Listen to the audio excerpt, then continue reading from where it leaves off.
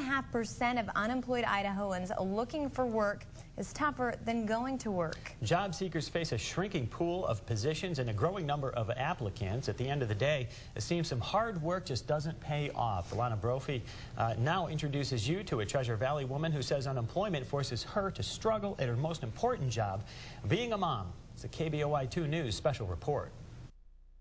I didn't think this was going to happen. But it did. Company layoffs. How am I going to feed my kids? Am I going to lose my house? Am I going to lose my car? Thoughts every single mom dreads. She had a really good job going for her, and then she lost it. And I think we were all pretty scared. Katrina Mons felt she was well equipped to hit the job force with her degree and 20 years of accounting experience. But she was wrong.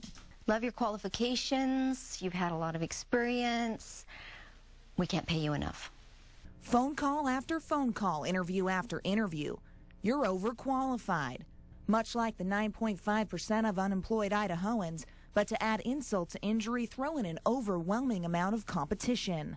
There were a lot more people looking. It was very hard. When I applied for a job, there was at least 10 people ahead of me, you know, and they all had the same qualifications. For every one available job in Idaho, 3 qualified applicants are vying for the position. So with 4 mouths to feed, Katrina said she'd do anything. But I applied for a ranch hand job, and that was $600 a month plus room and board. I have applied for driving auto parts around town. Never done that. But she would. Katrina says her family has cut back in every way they can. Anything that's the cheapest, because I try to save as much as I possibly can. From generic groceries to cutting phone bills, nothing relieves the pain of not being able to provide for her kids. Awful.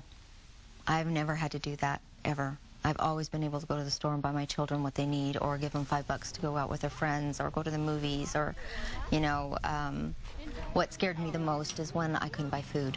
Like many other job seekers, Katrina went to the Department of Labor, but quickly found out she couldn't solely rely on it to get the job done. It's also about cruising Craigslist and job posting websites in the Treasure Valley. Some of the unemployed, like Katrina, even enlist the help of a middleman.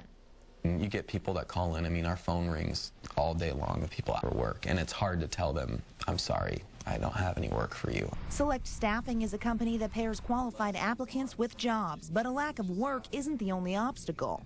Employers are now hire shy. They didn't enjoy laying people off 2 years ago, and they don't want to have to do it again, so they're really being leery about who they hire, what they hire for, and they really wait for that last moment to make the phone call to say they need somebody. At this point, Katrina doesn't have anything permanent, but she says she won't give up.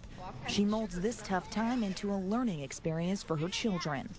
Okay, I bought Oreos, so I don't need to buy any more? No. Okay. Be positive. Don't give up. Know that this is going to end, that there's something out there, that you're going to get a job, that life is going to get better. Alana Brophy, KBOI 2 News, watching out for you. Katrina is still looking for work, and we posted her resume on our website. Each Sunday, we will spotlight a new job seeker and preview their qualifications right here on KBOI 2 and KBOI2.com.